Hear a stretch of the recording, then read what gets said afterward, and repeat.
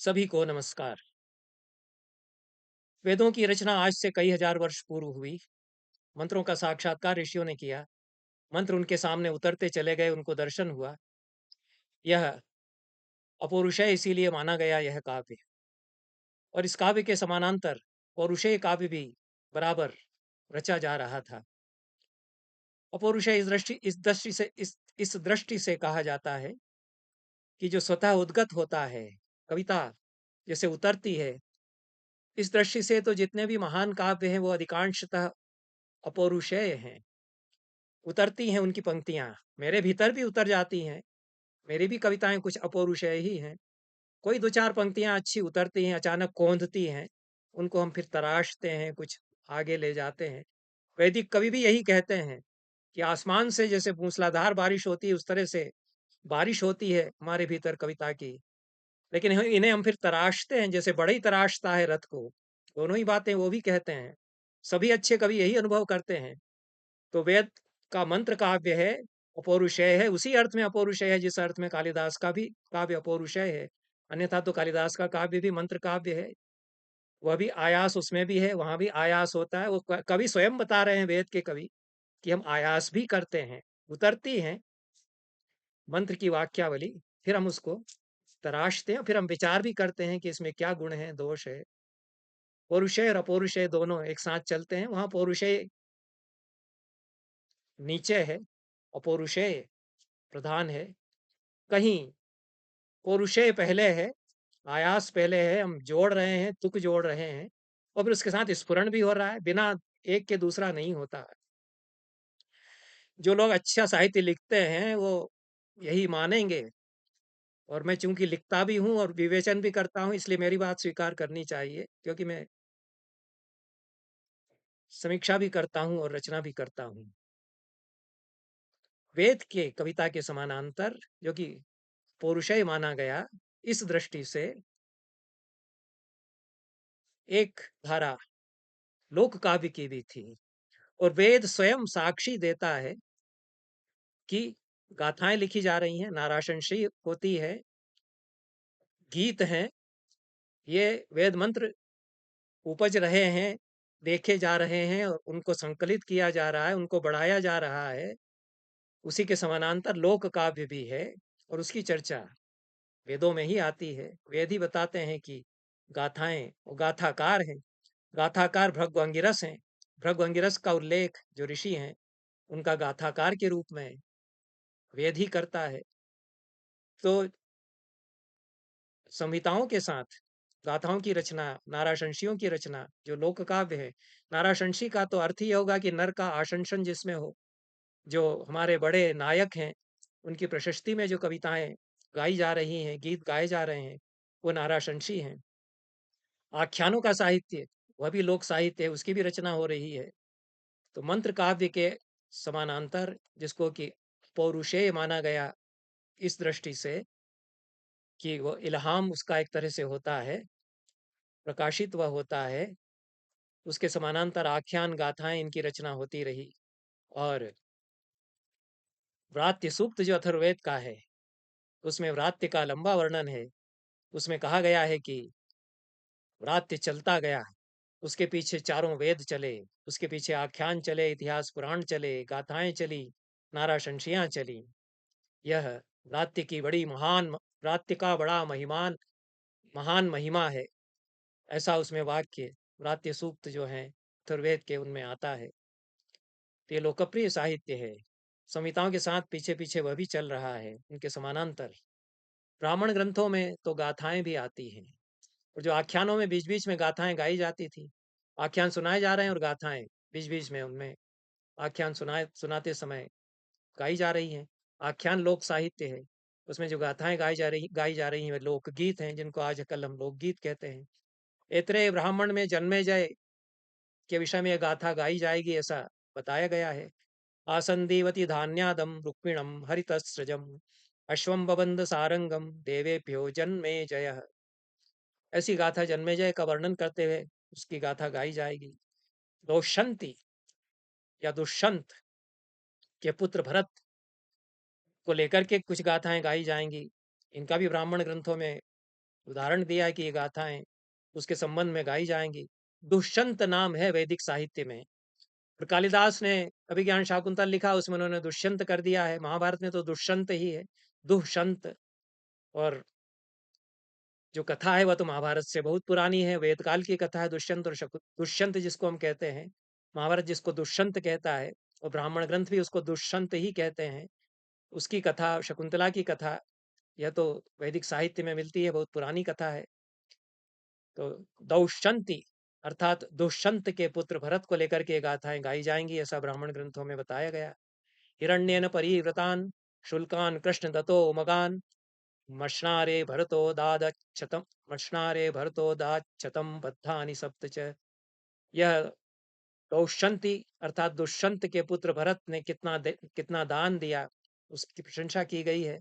अष्टासप्ततिम भरतो दोष्यंतिर यमुना मनु गंगायाम प्रत्यग्ने अबध्नात् पंच पंचाशतम हयान।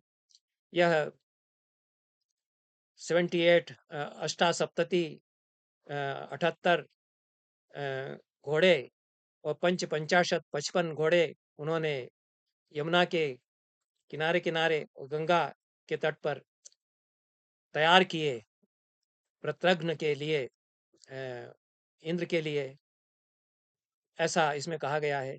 महाकर्म भारतस्य न पूर्वे न चापरे जना दिवम मर्त्यैव हस्ताभ्याम नोदापुः पंच मानवाः। यह जो भारत का जो महाकर्म है भरत का, यह नहीं जान पाए लोग, ऐसा उसका महान कर्म है इत्यादि कहते हैं।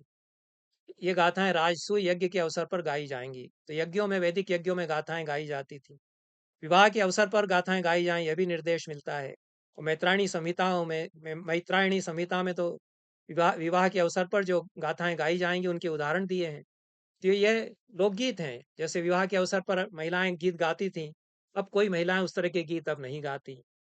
जो 50 साल पहले, 25-30 साल पहले तक भी अपने समाज में महिलाओं के द्वारा गाए जाने वाले गीत हमने विवाहों में सुने हैं, वे गीत लुप्त हो गए।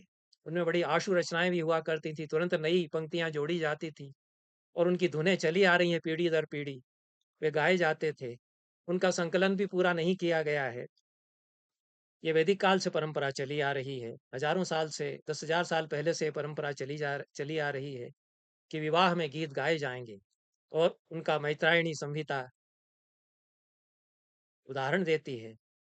सरस्वती प्रेदमव सुभगे वाजिनीवती यत्त्वा विश्वस्य भूतस्य प्रजायामस्याग्रतः यस्यां भूतं समभवत् यस्यां विश्वमिदं जगत् तामद्य गाथां गास्यानि या स्त्रीणाम उत्तमम यशः। जिसमें भूत था, समस्त जगत जिसमें समाया हुआ था, उस गाथा को मैं गाऊंगी जिसमें कि स्त्रियों का उत्तम यश है। यह कहा है, स्त्रियां गा रही हैं ऐसा लगता है, इसलिए वो कहेंगे कि इसमें स्त्रियों का उत्तम यश है। सरस्वती के लिए भी कहा गया है वाजिनीवती, सरस्वती नदी के लिए भी वाजिनीवती शब्द आता है। और जो आगे आगे चलती है, संस्कार जितने होते थे उनके समय गाथाएं गाई जाती थी। सीमंतोन्नयन संस्कार है जो गर्भवती स्त्री के लिए किया जाता है, 16 संस्कारों में उसका वर्णन मिलता है। आशुलायन ग्रह्य सूत्र में सीमंतोन्नयन के अवसर पर गाई जाने वाली गाथा का उदाहरण दिया है। यह गाथा सोम की प्रशंसा में है। सोमो अनुराजा अवतु मानुषी प्रजा निविष्ट चक्रासौ, इस प्रकार से गाथाएं गाई जाती हैं। ये वैदिक संस्कृत लोक भाषा ही है, वह भी उस समय की लोक भाषा है। मंत्र उसमें उतर रहे हैं, दिख रहे हैं, तो जो भाषा बोली जा रही है उसी में बोल मंत्र उतरेंगे। उसी भाषा में लोक साहित्य भी चला आ रहा है। ये वाचिक परंपरा में प्रचलित रहा, सुरक्षित रखा जाता रहा। और लिखित रूप में यदि संकलित भी किया गया होगा तो अब वह संपूर्ण तो प्राप्त नहीं होता। जिन ब्राह्मण ग्रंथों में, जिन संहिताओं में, जिन ग्रह्य सूत्रों में उद्धरण दे दिए गए कि गाई जाएंगी इस तरह की, वही उतने ही उद्धरण मिलते हैं। जो महिलाएं गाती थीं उनको सारे गीत, सारी गाथाएं याद होंगी। ये वैदिक संस्कृत की गाथाएं थी, तो वैदिक संस्कृत में भी गाथाएं लोकगीत की तरह गाई जाती थी। वैदिक संस्कृत में तो नाटक भी मिला है, पूरा नाटक खेला जाता था। सुपर्णाध्याय छप कर के सामने है, हमारे सामने, कम से कम ईसा से 1,000 साल पहले का वह नाटक है। तो यह लोक भाषा थी, उसमें गीत होते थे, बातचीत होती थी, लोकगीत भी होते थे। उत्सवों में, संस्कारों में उसमें गीत गाए भी जाते थे।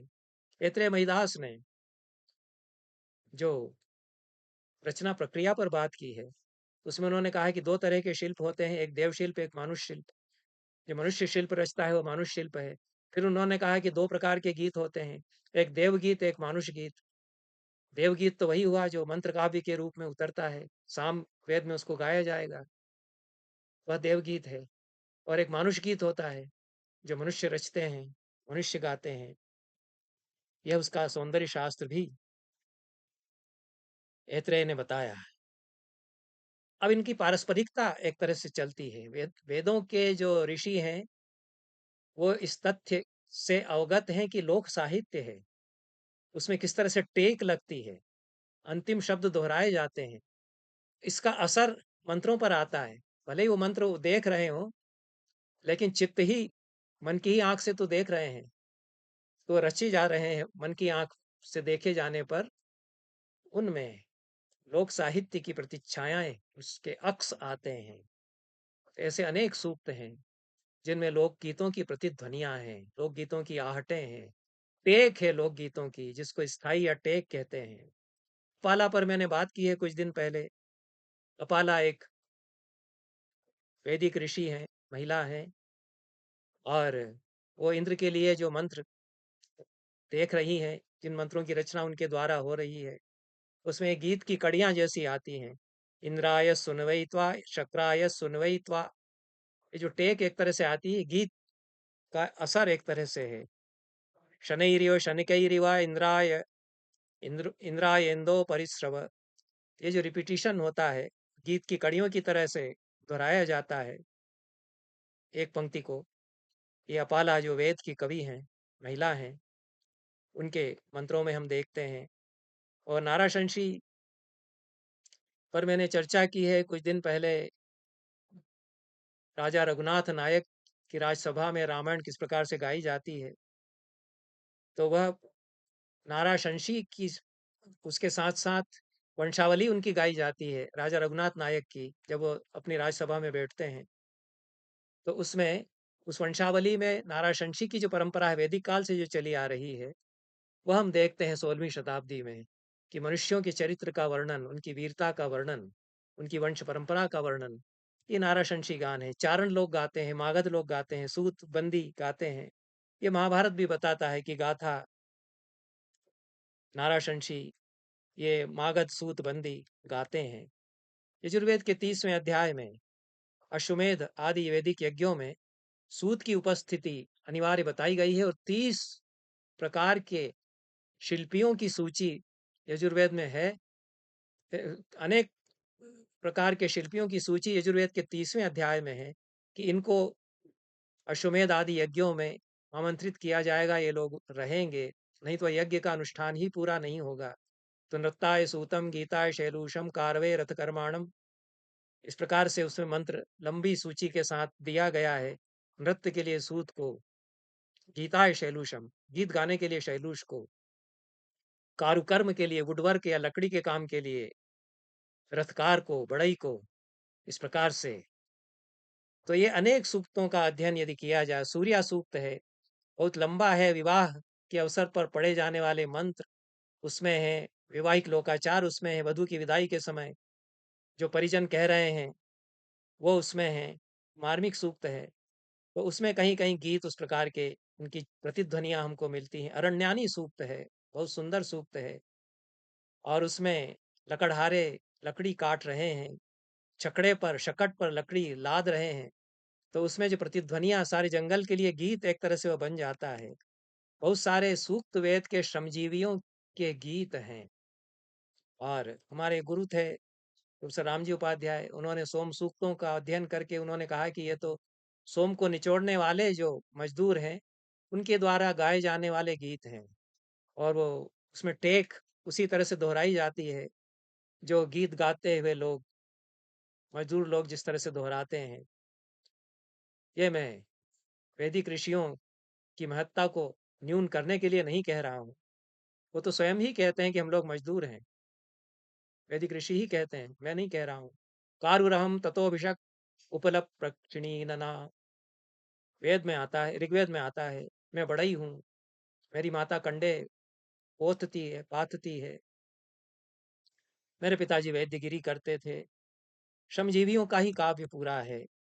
उसमें लोकगीत यदि आते हैं, लोकगीतों की प्रतिच्छवियाँ, प्रतिध्वनियाँ यदि आती हैं, तो यह स्वाभाविक ही है। और गाथाएँ तो बहुत अधिक उल्लिखित हैं वेदों में, विस्तार से अन्वेषणीय, गवेषणीय यह विषय है।